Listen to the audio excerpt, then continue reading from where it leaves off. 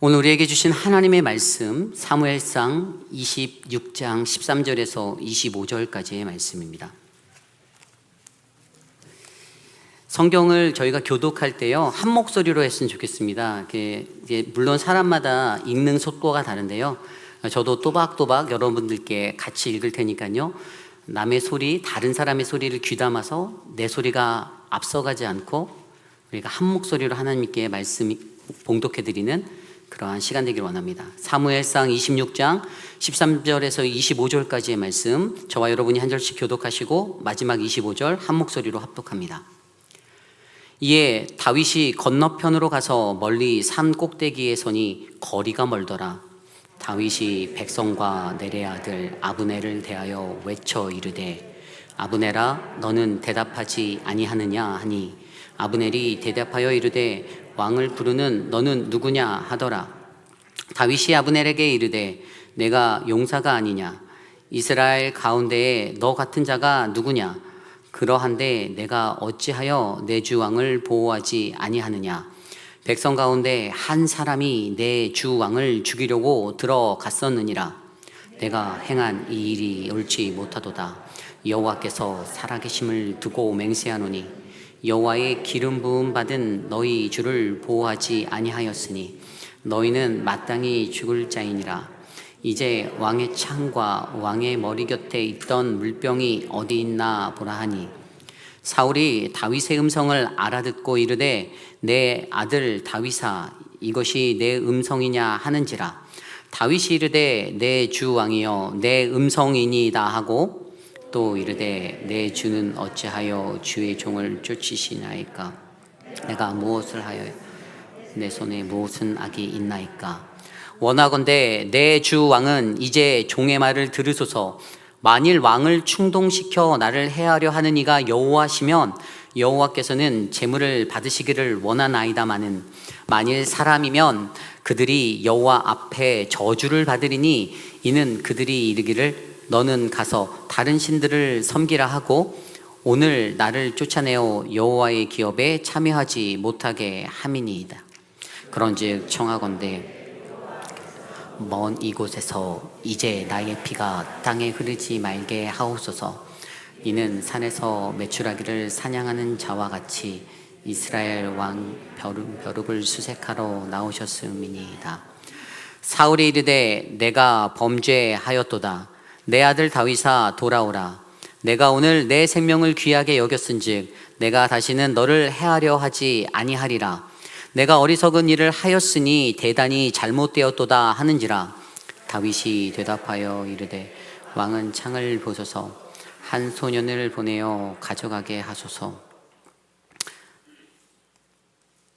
여호와께서 사람에게 그의 공의와 신실을 따라 갚으시리니, 이는 여호와께서 오늘 왕을 내 손에 넘기셨으되 나는 손을 들어 여호와의 기름 부음을 받은 자 치기를 원하지 아니하였음이니이다.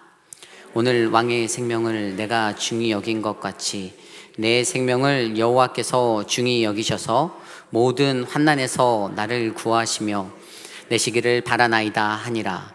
사울이 다윗에게 이르되, 내 아들 다윗아, 내게 복이 있을지로다. 내가 큰 일을 행하겠고 반드시 승리를 얻으리라 하니라. 다윗은 자기 길로 가고 사울은 자기 곳으로 돌아가니. 아멘. 문제 앞에서 확신이 필요할 때라는 말씀의 제목으로 함께 말씀 나누기 원합니다. 문제 앞에서 확신이 필요할 때. 여러분들, 우리말 속담에 이런 말이 있습니다. 산 넘어 산이다, 또는 갈수록 태산이다. 여러분, 이 말은 어떠한 뜻이 있죠?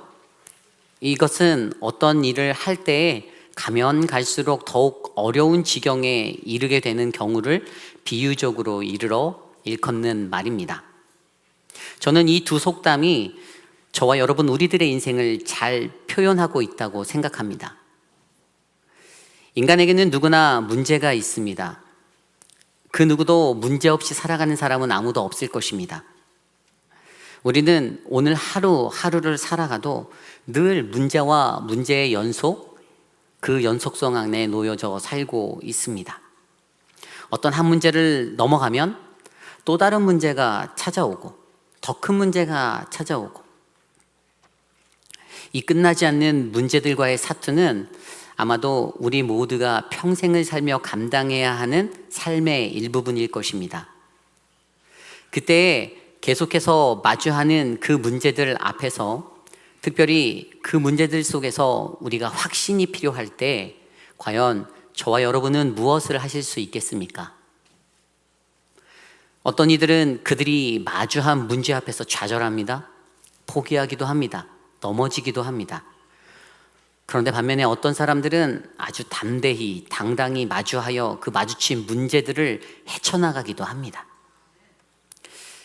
그런데 그때 가끔 믿는 우리들이 말하는 믿음으로서의 그 삶을 이겨내 보려 함에도 유혹되어지고 흔들릴 때가 있잖아요. 과연 그때 예수를 믿는 우리들은 어떤 모습으로 대처해야 합니까? 오늘 우리가 묵상한 사무엘상 26장 13절에서 25절까지의 이야기가 바로 그러한 문제를 마주한 다윗의 모습을 잘 보여주고 있습니다. 오늘 먼저 다윗이 만난 상황들을 한번 생각해 볼까요? 우리는 이전에 하나님을 향한 강한 신뢰를 가지고 살아가고 있는 다윗을 살펴보았습니다. 그는 비록 자기 자신이 쫓기는 자의 모습, 그 상태임에도 불구하고, 그리고 여전히 반복되어지는 사울과의 그 악연과 같은 만남 속에서도 그는 여전히 하나님이 일하시는 그 하나님의 손을 믿었기에 사울을 대적으로 삼아 자기가 심판하고 자기가 그를 죄를 심판하려는 그 죄를 범하지 않으려고 노력하였습니다. 분명히 다윗은 이런 생각을 가지고 있었을 거예요. 설마 사울이 나를 정말 죽이려는 것일까? 아닐 거야 라는 이 작은 희망을 붙잡고 살았을 수도 있습니다. 이전에 24장에서 그는 분명 자기를 죽이려던 사울을 자신이 죽일 기회가 있었죠. 그런데 그는 하나님의 손에 달린 그 모든 역사를 믿었기에 어떻게 해요? 그를 살려주었습니다. 그리고 그러한 모습 이후에 사울이 다윗을 축복하잖아요. 잠시나마 회개해서 축복합니다. 하나님이 너를 세우시고 하나님이 왕권을 나에게서 너에게로 옮겼다라는 그 모든 것들을 그가 인정하고 축복합니다. 그런데 오늘 말씀에 그가 다시 자신에게 찾아왔다라는 사실을 듣게 되었습니다. 그리고 어떻게 해요? 어제 묵상했던 말씀에 그가 그 진영으로 들어가 다시 한번 사울을 죽일 수 있는 기회를 잡지만 하나님의 역사를 믿으며 그 일을 하지 않죠. 그리고 오늘 바로 우리가 읽었던 그 말씀에 다시 그 진영을 벗어나와 반대편 산꼭대기에 서게 되는 다윗을 우리는 목격하게 됩니다. 아직도 여전히 다윗에겐 무언가 모를 그 불확신이 자신 안에 있었어요. 산꼭대기 정상에서 사울의 진영을 바라보며 그의 마음에 채워지지 못한 무언가 때문에 문제 앞에서 확신이 필요하는 그 상황 속에서 이제 그가 그들을 향하여 외치고 선포하는 것들이 바로 오늘의 이야기입니다. 눈앞에 펼쳐진 문제 앞에서 확신이 필요할 때 우리는 무엇을 할 수가 있습니까? 오늘 다윗의 모습을 통해 우리는 문제 앞에서 확신이 필요할 때 다윗이 무엇을 하였는지를 말씀으로 잘 묵상해보고 함께 살펴보기를 간절히 소망합니다. 오늘 첫 번째로 문제 앞에서 확신이 필요할 때 먼저 우리의 대적자들의 영적 민감성을 일깨워 주어야 합니다. 영적 민감성을 깨워야 합니다. 오늘 본문 말씀 13절 14절입니다. 이렇게 기록되어 있습니다. 이에 다윗이 건너편으로 가서 멀리 산 꼭대기에 서니 거리가 멀더라. 다윗이 백성과 넬의 아들 아브넬을 대하여 외쳐 이르되 아브넬아 너는 대답하지 아니하느냐 하니 아브넬이 대답하여 이르되 왕을 부르는 너는 누구냐 하더라. 아멘. 사울의 진영을 빠져나와 돌아와서 다윗 산 꼭대기에 올라서 크게 외칩니다. 아브넬아 아브넬아. 순식간에 사울 진영에서 잠을 자던 3,000명의 군사들이 요동하게 됩니다. 이게 무슨 소리지? 이게 웬 자다가 봉창 두드리는 소리야, 이렇게 말하는 거죠. 들려오는 소리에 아브넬도 깜짝 놀라 눈을 비비며 밖으로 나아갑니다. 그리고 또다시 들려오는 소리가 있죠. 아브넬아, 아브넬아, 너 왜 대답 안 해? 그 소리에 아브넬이 놀라 대답합니다. 도대체 너는 누구냐? 그리고 다윗이 다시 대답하여 줄 때, 아브넬아, 너는 이스라엘에서 제일 강한 사람이 아니냐? 그런데 어찌하여 너는 우리가 내 주왕을 죽이려고 너희 진영에 들어갔는데도 그를 경호하지 않고 잠만 자니? 먼 곳에서 다윗이 매우 강하게 아비넬을 책망하며 외칩니다. 그렇습니다. 아비넬은 사울왕을 호위해야 하는 군대의 장관이었습니다. 그런데 그곳에서 다윗과 아비새가 들어갔다가 나오도록 그들은 아무것도 알아채지 못한 채 그저 깊은 잠에 빠져 있게 되었습니다. 그는 자기 자신의 직무를 유기하는 그 죄를 범한 것이죠. 매우 창피한 일입니다. 자신의 책임과 의무를 온전히 감당하지 못하고 자신들이 쫓는 다윗으로부터 비난과 조롱을 받게 되었습니다. 그래서 다윗이 말합니다. 왕이 잘 때 너도 자? 이제 너는 죽은 목숨이야. 이것은 다윗에겐 매우 시원한 것이었고요. 아브넬에겐 사무치는 수치의 자리였습니다. 그러나 여기서 제일 중요한, 더욱더 중요한 것이 있는데 그것은 바로 이 책망의 표현은 표면적으로 다윗이 아브넬을 향하여 너가 너의 본분을 제대로 못하는구나, 너의 자신의 주군조차 왕조차도 제대로 보호하지 못하는 그 사람으로 어떻게 살아갈래, 그러한 조롱과 수치적인 모습이었지만 이것을 영적으로 들여다보면 매우 무지하고 둔감한 아브넬과 사울을 조롱하는 다윗의 외침이었습니다. 아브넬은 누구입니까? 그는 사울과 사촌지간이었어요. 또 그는 전에 블레셋과의 전투에서 골리앗을 이긴 소년 다윗을 사울왕 앞에 데려간 사람입니다. 사무엘상 17장의 이야기니 그때 이미 그 둘은 만났었습니다. 그런데 사무엘상 17장 55절에는 이렇게 기록되어져 있죠. 사울은 다윗이 블레셋 사람을 향하여 나아감을 보고 군사령관 아브넬에게 묻되 아브넬아, 이 소년이 누구의 아들이냐? 아브넬이 이르되 왕이시여 왕의 사심으로 맹세하옵나니 내가 알지 못하나이다 하매. 아멘.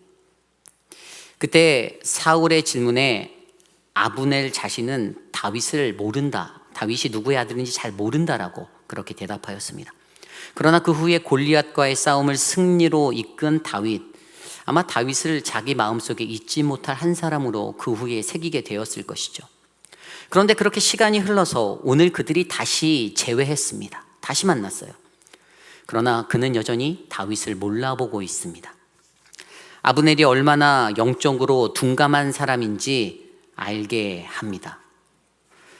오래전 그 엘라 전투에서 다윗을 몰라봤는데 너무나도 센스 없는 영적 민감성이 떨어지는 그의 모습이 오늘날까지 여전합니다. 그러한 그의 결말이 무엇이었을까요?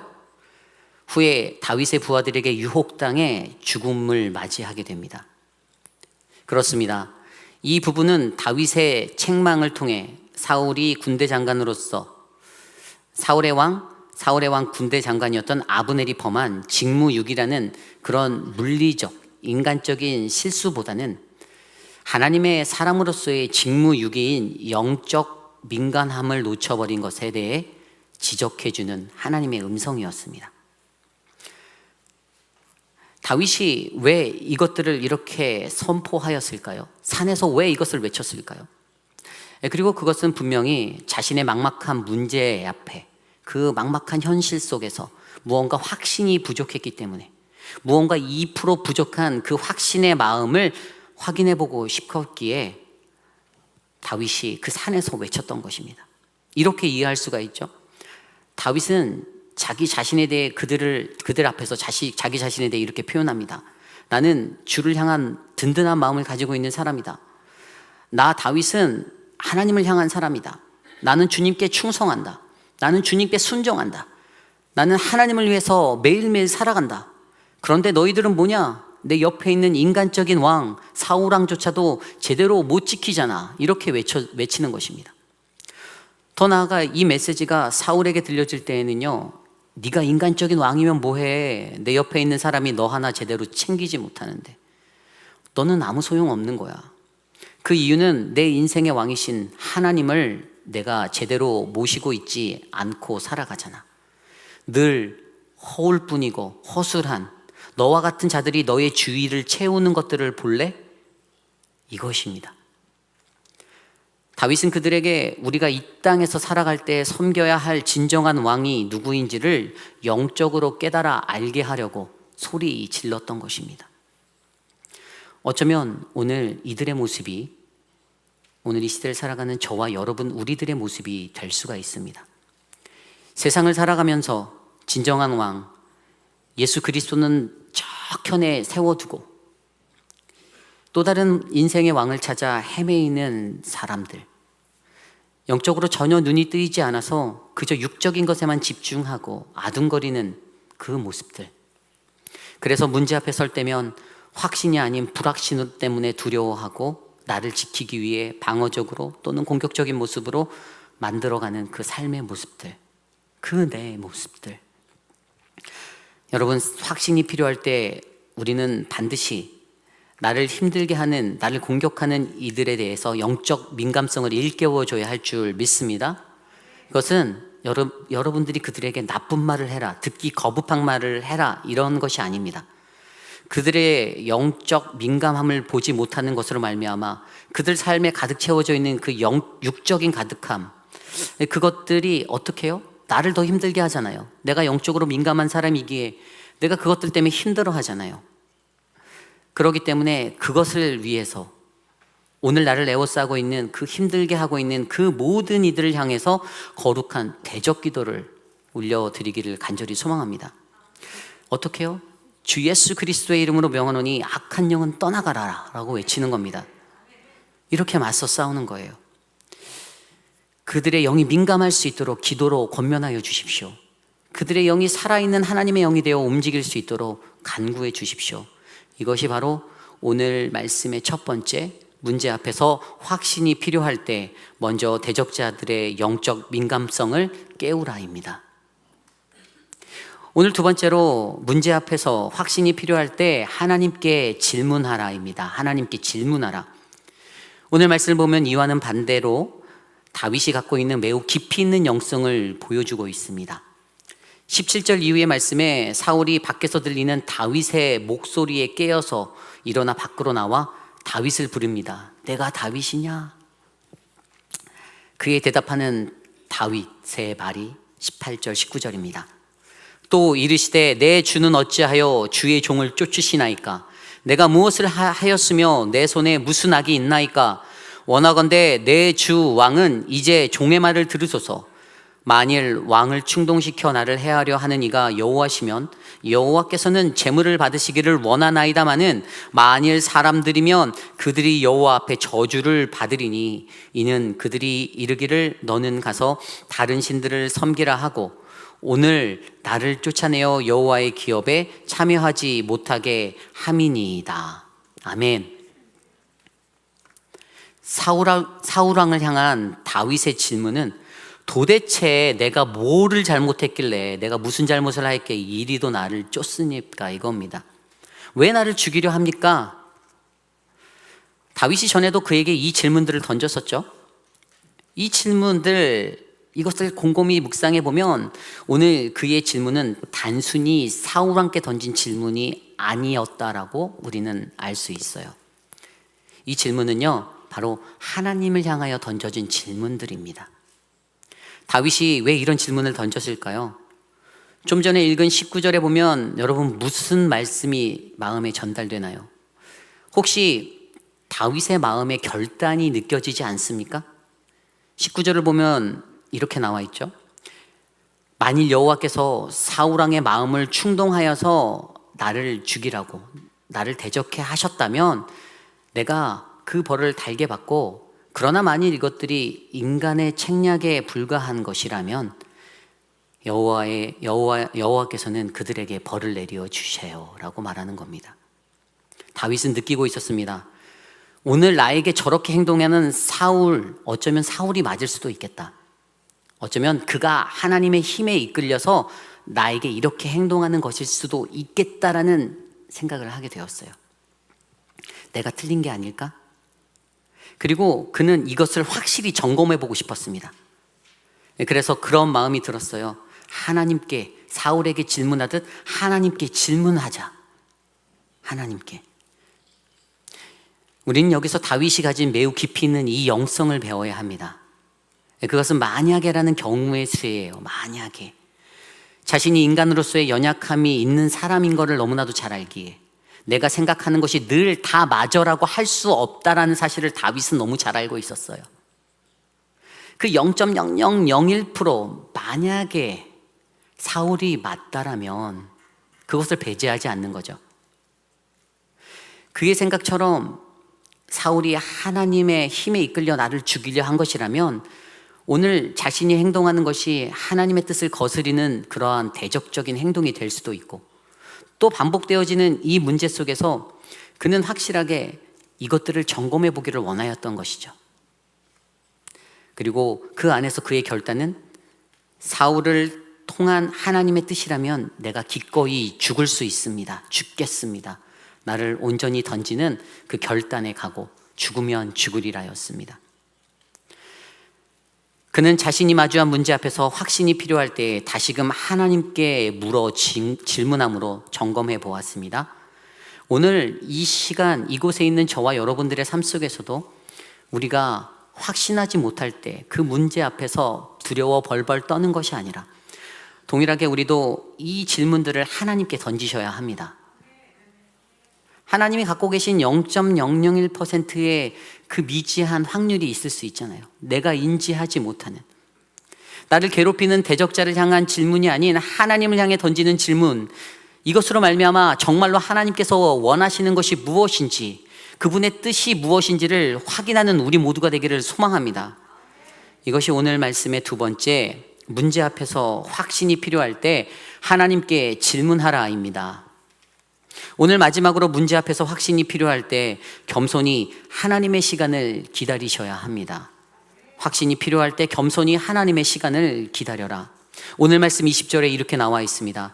그런즉 청하건대 여호와 앞에서 먼 이곳에서 이제 나의 피가 땅에 흐르지 말게 하옵소서. 이는 산에서 메추라기를 사냥하는 자와 같이 이스라엘 왕이 한 벼룩을 수색하러 나오셨음이니이다. 아멘. 사울을 향한 다윗의 부탁은 이제 그만 나 좀 놓아줘 이겁니다. 그런데 여기서 자신을 비유한 것이 메추라기와 한 벼룩입니다. 그것은 별것 아닌 존재로서의 나를 찾는 이스라엘 왕, 그에게 도대체 왜 이러한 일들을 행하느냐라고 던지는 질문이죠.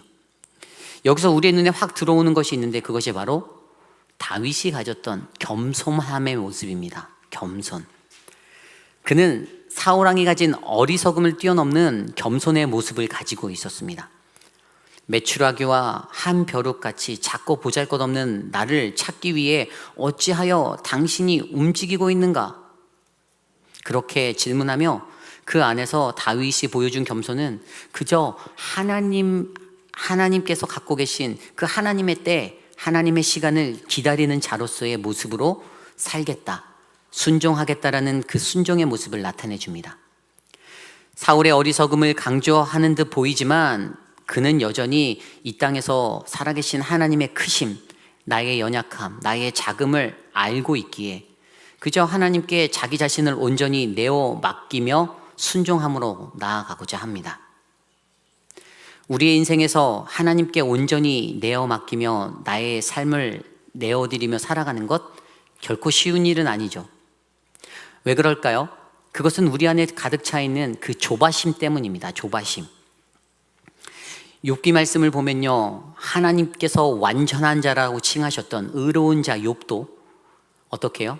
자신의 삶의 처지가 어려워지고 막막해질 때, 소유가 사라지고 자식이 죽고 모든 것이 폭삭 망하는 그 절박한 상황에 처했을 때, 그때 그 의로움을 지키기 힘든 삶을 우리에게 보여주고 있었습니다. 오죽했으면 아내가 내가 믿는 그 하나님께 욕하고 죽으라고 외쳤는데도 끝까지 자기의 신념을 지키려 하지만 결국에 마지막에 가서는 자신이 불평하고 하나님을 원망하는 모습으로 돌아서게 되잖아요. 그러나 이 모습이 어찌 보면 우리들의 모습입니다. 우리들이 갖고 있는 짧은 인내함, 길지 못한 그 인내함의 모습, 그러기에 결국 인간이 갖고 있는 그 연약함, 그것들은 바로 하나님이 주시는 기다림을 온전히 바라볼 수 있는, 그래서 내 안에 있는 삶의 불평과 원망을 지워버리는 그러한 기다림의 모습으로 세워져 가야 합니다. 오늘 다윗에게는 이러한 기다림이 있었습니다. 성경에서 많은 기다림의 이야기가 있으나 그 중에 또 한 가지 생각나는 이야기가, 저는 가장 큰 은혜되는 기다림은 바로 노아의 기다림이라 생각합니다. 하나님의 말씀을 듣고 짓기 시작한 방주가 하루하루 방주를 지어갈 때면, 그곳에서 방주를 만들어 가는데 자신의 귓가에 들려오는 것은 사람들의 조롱과 원망과 비아냥거릴 뿐이었습니다. 바보. 그런데 그렇게 하루하루 살아가고 있는데 그 원망 속에서도 어떻게 해요? 햇볕은 쨍쨍, 모래알은 반짝, 비 한 방울 내릴 것 같지 않았습니다. 하늘을 보니 비는커녕 이슬 한 방울 안 떨어질 것 같습니다. 아마 그렇게 기다린 그 시간, 노아에게는 분명히 하루가 첫날 같은 인생이 되었을 것입니다. 그런데도 그렇게 시간이 흘러 어느 날 비가 내리기 시작했습니다. 며칠 동안요? 40주야, 40일 밤낮으로 엄청난 비가 내렸습니다. 노아가 기다린 그 시간은 사실 창세기 6장 18절부터 생각해보면 창세기 7장까지 이르러 대략 방주 짓는 기간을 70년에서 80년으로 계산합니다. 물론 어떤 신학자들은 성경에 나온 그 구절 때문에 120년이다 이렇게 얘기하는 게 있는데, 사실 정확하게 성경적인 시간순으로 들여다보면 70년에서 80년 정도 시간이 돼요. 그런데 시간이 중요한 건 아니지만 여기에서 중요한 것은 바로 그가 방주를 짓기 위해선 하나님의 결과를 보기 위해 더 많은 시간들이 요구되어졌었다라는 것이죠. 40일 비를 보기 위해서 그는 70년에서 80년을 기다렸습니다. 그리고 그 기다림의 결과가 바로 구원이었습니다. 그래서 성경은 노아를 의인, 의로운 자라고 부르는 것입니다. 우리는 일반적으로 하루도 잘 못 기다립니다. 1시간도 잘 못 기다립니다. 누구를 만나기로 했는데 그 사람이 5분 늦었다 그러면 나는 너를 다시 안 볼 거야, 그렇게 살지 마 라고 하는 분은 한 분도 없습니다. 이 자리에는. 제가 예전에 그랬었어요. 그러나 정말로 중요한 것은 하나님의 구원의 역사에는 늘 이러한 기다림이 요구되어진다는 사실을 기억하시길 바랍니다.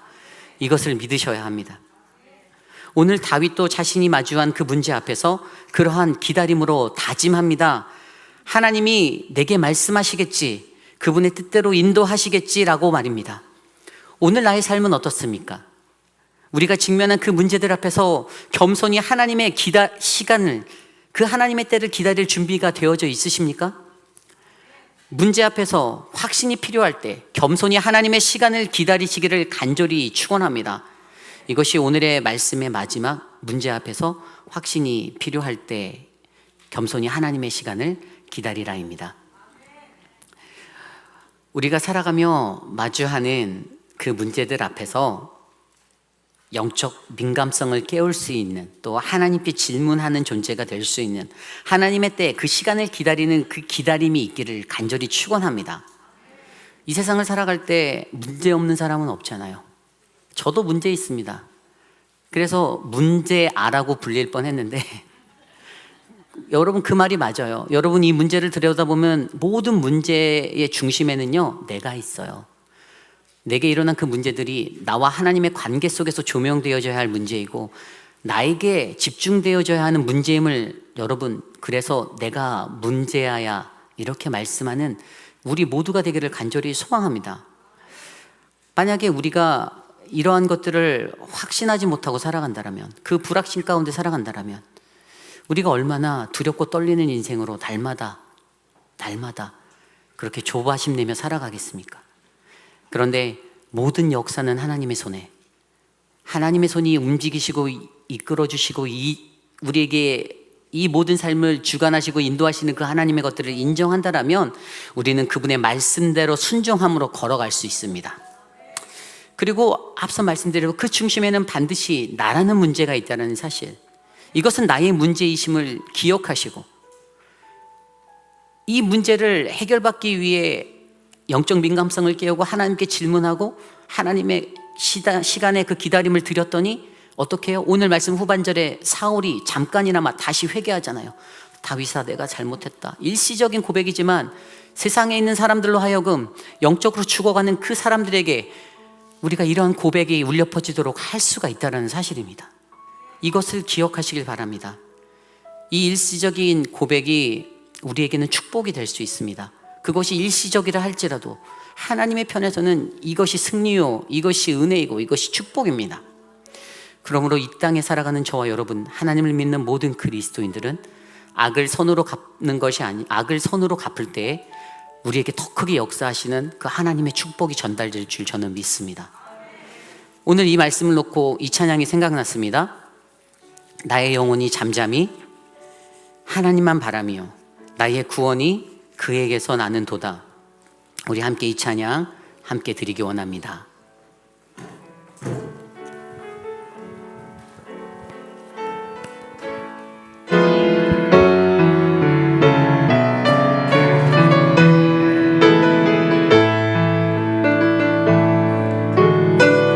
나의 영혼이 잠잠히 하나님만 바라며 나의 구원이 그에게서 나는도다. 나의 영혼아, 나의 영혼아, 잠잠히 하나님만 바라라. 하나님만 바라라. 나의 소망이 저에게서 나는도다. 오직 주만이, 오직 주만이 나의 반석. 믿으십니까? 나의 구원이시니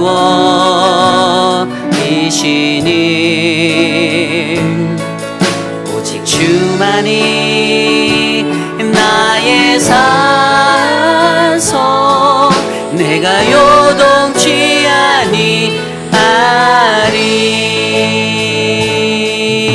나의 영혼이, 나의 영혼이 간절히 여호와를 닮아. 우리의 입술을 다해 찬양합니다. 나의 입술이 여호와를 찬양하리. 나의 영혼이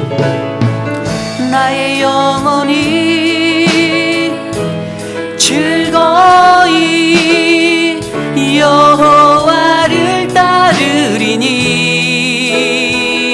나의 평생에 여호와를 송축하리. 우리 두 손 높이 들고 찬양합니다. 오직 주만이 나의 반석 이시니 오직 주만이 아멘. 나의 산속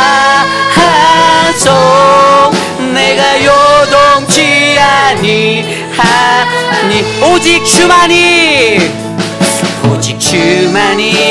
주만이 나의 산성 나의 구원 아멘 이시니 오직 주만이 나의 산속 내가 요동치 아니하 나의 구원 나의 영광 나의 구원 나의 영광 하나님께 있습니다. 하나님께 있으니 내 힘의 반석과 피난처 되시네. 오직 주만이 나의 반석. 믿으십니까? 나의 구원 아멘 이시니 오직 주만이 나의 산성 내가 요동치야. 우리 마지막으로 전심으로 고백합시다. 오직 주만이 나의 산성 나의 아멘 이시니 오직 주만이 나의 산성 내가 요동치 아니하리. 내가 요동치 아니하. 우리 마지막으로 내가 요동치 아니하리. 참으로 거룩하신 하나님, 이 세상을 살아갈 때 나를 마주한 그 수많은 문제 앞에서 나는 나의 반석 되시고 나의 요새 되시고 산성 되신 나의 구원자 예수님을 붙잡습니다. 나의 영혼이 잠잠히 하나님을 바라며 주님께 나아가는 그 시간이 세상의 모든 문제 앞에서 무너진 영적 질서를 세우고 하나님의 영적인 회복을 일으키고 주님과 동행하는 하나님 그러한 비전의 사람으로 우리를 회복하여 주시옵소서. 수술 중에 회복 중이신 사랑하는 분들을 기억하여 주십시오. 우리 김옥순 권사님 허리의 통증이 깨끗해지도록 재활을 잘 하도록 도와주십시오. 사랑하는 우리 박문자 성도님의 허리 시술 위에 회복에 하나님의 만지심이 있도록 도와주십시오. 사랑하는 우리 페리 알레스의 삶을 주님께서 보호하여 주시옵소서. 적합한 약을 처방받아 잘 치료될 수 있도록 은혜를 주십시오. 사랑하는 방희정 성도 허리와 위에 질환 가운데 하나님 도와주십시오. 회복하여 주십시오. 사랑하는 박소영 집사님의 하나님 그 육신을 어루만져 주십시오. 사랑하는 우리 유용진 선동님의 그 삶의 회복을 더하여 주시옵소서. 박선희 집사님의 하나님 그 눈 수술을 하신 모든 것들이 부위 하나하나가 잘 회복되어져 눈이 잘 떠질 수 있는 은혜로 임하여 주시옵소서. 또한 한국을 방문하기로 예정 중인 분들 계십니다. 배동근 집사님, 정연아 선도 하나님 그 모든 삶의 걸음들을 지켜주시고 안전히 다녀올 수 있도록 은혜를 내려 주시옵소서. 또 이사를 예정 중인 김호경 권사님의 삶 가운데도 함께하여 주십시오. 사랑하는 한 분 한 분 하나님이 기억하여 주십시오. 우리 이기환 장로님 또 오경희 집사님 하나님 이곳에 다시 인도하여 주셔서 감사합니다. 아름다운 신앙의 삶으로 이곳에서 아름다운 하나님과의 교제함에 인생을 거닐도록 축복하여 주시옵소서. 지금은 우리 구주 예수 그리스도의 무한하신 은혜와 그 크신 하나님의 사랑하심과 성령 하나님의 감화 감동 교통하심의 역사가 나의 무너진 영적 자리에서 두려워 떨고 있을 때에 하나님을 향한 그 약속을 굳게 믿으며 주의 손이 일하심과 그분의 역사를 바라보며 하나님 내가 담대히 서겠습니다. 하나님 내가 주님 앞에 나아가겠습니다라고 다짐하는 사랑하는 우리 회의빌 한인 장로교회 성도님들, 특별히 오늘 거룩한 주의 존전에 나와 주께 예배드린 믿음의 권속들 머리머리 위에 가정과 자녀와 삶의 터전 위에 지금으로부터 영원토록 함께 하시기를 간절히 축원하옵나이다. 아멘.